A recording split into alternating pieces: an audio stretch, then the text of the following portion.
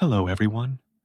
Welcome back to my channel, where I share real life stories straight from the experiences of people like you. If you enjoy the content, don't forget to hit the like button and subscribe. Today, I've got a story that's bound to catch your attention. Hi, I'm Albert, and I want to share a rather unusual memory from my life.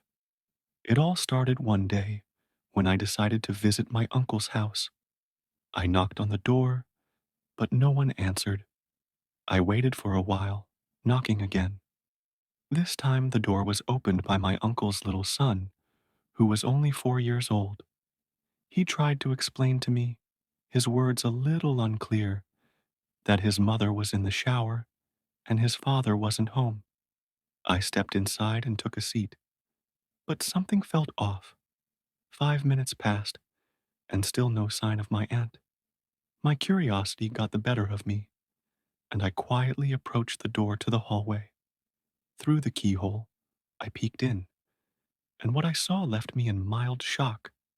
My aunt, thinking she was alone, was drying her hair with a small towel after taking a shower. She seemed completely at ease in her solitude. I quietly stepped back and returned to the living room.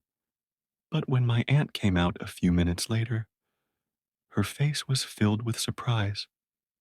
Clearly, she hadn't expected me to be there. "When did you arrive?" "Who opened the door?" she asked, her voice tinged with panic. I explained that her son had opened it, and I mentioned I'd just stopped by, briefly. Flushing with embarrassment, she hurried to her room, muttering, "I'll be right back," and shut the door behind her. I couldn't help but wonder what had just happened. Curiosity and tension lingered in the air. I was about to enter her room when she came back, this time clearly agitated. "What do you think you're doing?" she snapped, realizing that I had seen more than I was supposed to. "I'm so sorry," I stammered, feeling the weight of the situation. "I didn't mean to." She scowled at me, her expression sharp and unforgiving. "This can never happen again." Her words were so forceful that they left me genuinely scared. I nodded silently, too embarrassed to speak further. A week passed before I heard from my uncle. He called and invited me to visit again. The awkwardness of the previous encounter still lingered in my mind as I reflected on everything that had happened. Then came an unexpected twist.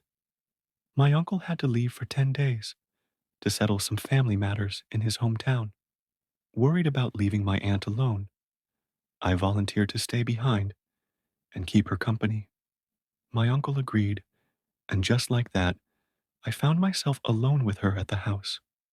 Even though I knew it was probably for the best, I couldn't shake off the tension that had built up between us. Later that night, after dinner, I found myself in front of the TV. Time passed, and as I began to feel sleepy, my aunt asked me if I wanted anything to eat or drink. I politely declined. She then took her son to her room, and I drifted off to sleep. But it wasn't long before I woke up to my aunt's voice, calling me in the dark. I thought it was morning, but it was still night, and a heavy rainstorm was roaring outside. She seemed frightened by the thunder and nervously asked if she could stay with me for a while. I offered her a seat, but she gently declined. Instead, she prepared a small bed for her son and lay down on the couch beside me. But that night, something unusual happened. I couldn't sleep. A strange unease settled in my chest. Suddenly, a deafening thunderclap shook the room.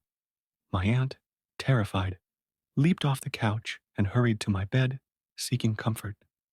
She curled up beside me, holding me tightly, as if looking for reassurance. I couldn't deny the intensity of the moment.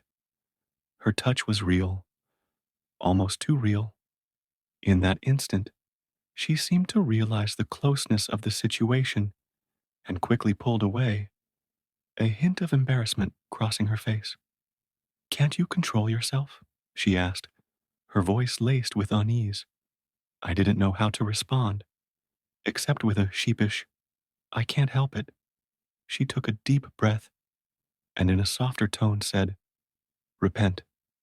Please, just go to sleep and try not to think about it. Her words echoed in my mind as I lay there, wide awake, heart pounding in my chest. Eventually, the tension seemed to ease, and we both fell asleep. But my mind raced. What had just happened? What was I supposed to make of this strange night? And so, the days went by. My uncle remained away, and I found myself spending more and more time alone with my aunt.